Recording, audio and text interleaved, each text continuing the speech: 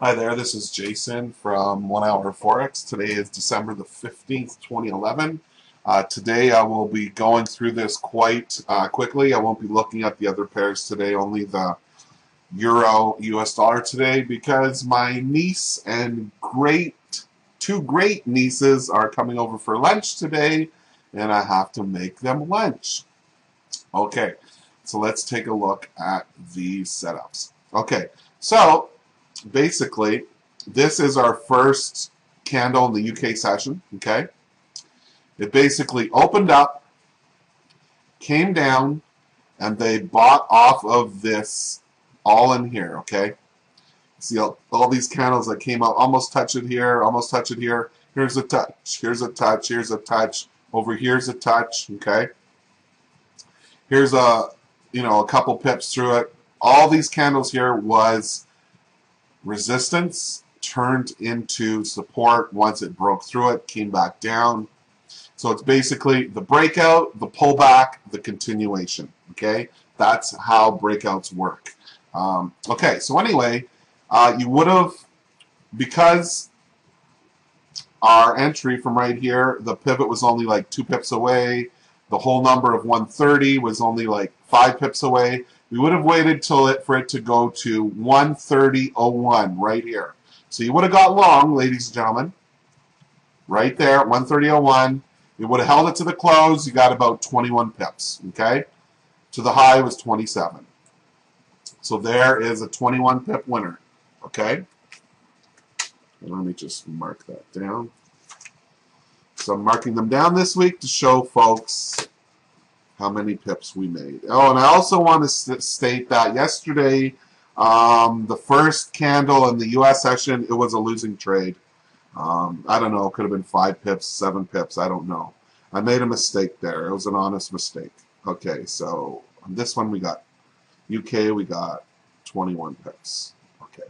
And then now the next candle, which was this one, okay, it basically opened up, it came down, bounced off the pivot, okay, came back up, and turned blue, okay? So, it turned blue here. It came within 4 pips of our target. So, we definitely made it to halfway of our target. So what do you do? What have I told you in my videos what to do once you've reached halfway to the target? You move your stop to break even, or you lock in 1 pip. Okay? So it quickly came back down and would have stopped you out with 1 pip if you didn't, whatever, get the sense or feeling that it wasn't going to go there and you took some pips up here. Okay? So anyway, that's what happened with that one. And then this one here basically opened up and fell, and there was no trade on this last candle in the UK. So now let's look at the US. Okay, here's the US. There was a whole bunch of news today, like 8:30, quarter to 9, quarter after 9, 10 o'clock. It was just, I wouldn't have done any trades on this first candle, okay? Or the second one, though, I think we had an entry.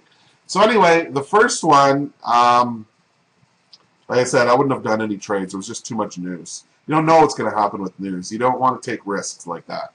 So then we look at the second candle, which was 9 o'clock, and it basically opened up, it came up, came back down, and created the wick. But let's take a look and see and make certain that we didn't get stopped out, because we may have got stopped out on that one. I think we did, to be honest with you.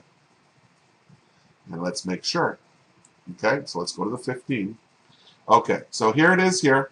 Okay, right here is the opening candle.